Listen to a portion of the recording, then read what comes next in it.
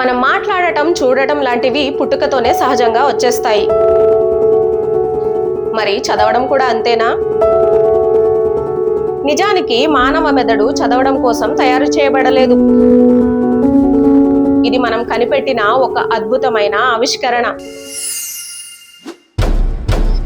మరి పుట్టుకతో రాని ఈ విద్యను మన మెదడు ఎలా నేర్చుకుంటుందో తెలిస్తే మీరు ఖచ్చితంగా ఆశ్చర్యపోతారు. ఒక్కసారి ఆలోచించండి, మన మెదడులో మాట్లాడటానికి, చూడటానికి, వినడానికి ప్రత్యేకమైన భాగాలు పుట్టుకతోనే ఉంటాయి. కానీ చదవడం కోసం అలా ఏ ప్రత్యేక భాగం ఉండదు. మరి మనం ఎలా చదవగలుగుతున్నాం? మన మెదడు చాలా తెలివైంది. అది చదవడం కోసం ఆల్రెడీ ఉన్న భాగాలనే వాడుకుంటుంది. అంటే చూడటానికి ఉపయోగపడే విజువల్ సర్క్యూట్లను, శబ్దాలను ప్రాసెస్ చేసే ఆడిటరీ సర్క్యూట్లను, భాషను అర్థం చేసుకునే లాంగ్వేజ్ సర్క్యూట్లను అరువు తెచ్చుకుని వాటన్నిటిని కలిపి ఒక కొత్త నెట్వర్క్ ను సృష్టిస్తుంది. మనం చదవడం నేర్చుకున్నప్పుడు మన మెదడులో ఈ కొత్త కనెక్షన్లు ఏర్పడతాయి. అంటే మన మెదడు భౌతికంగా మారుతుంది. అంతేకాదు, మనం ఏ భాష చదువుతున్నాం అనే దాన్ని బట్టి కూడా మన మెదడు వేరువేరుగా స్పందిస్తుంది. ఉదాహరణకు ఇంగ్లీష్ లాంటి అక్షరాల భాషను చదివినప్పుడు మెదడులోని కొన్ని భాగాలు యాక్టివేట్ అవుతాయి. అదే ప్రతి పదానికి ఒక బొమ్మ లాంటి గుర్తు ఉండే చైనీస్ భాషను చదివినప్పుడు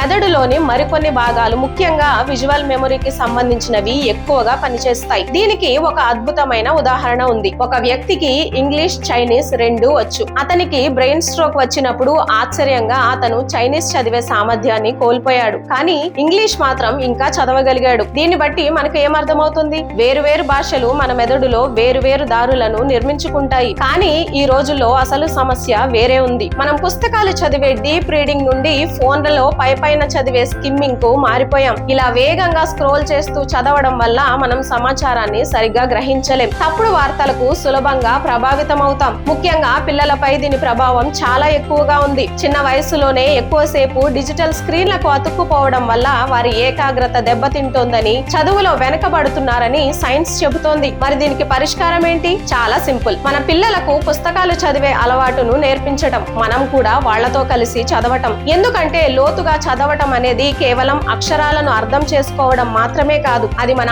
ఆలోచన విధానాన్ని, మన మానవత్వాన్ని, మన సమాజాన్ని మార్చే ఒక శక్తి. ఈ విషయంపై మీ అభిప్రాయం ఏంటో కింద కామెంట్స్ లో తప్పకుండా చెప్పండి. ఈ వీడియో నచ్చితే లైక్ చేసి అందరితో పంచుకోండి. జై హింద్.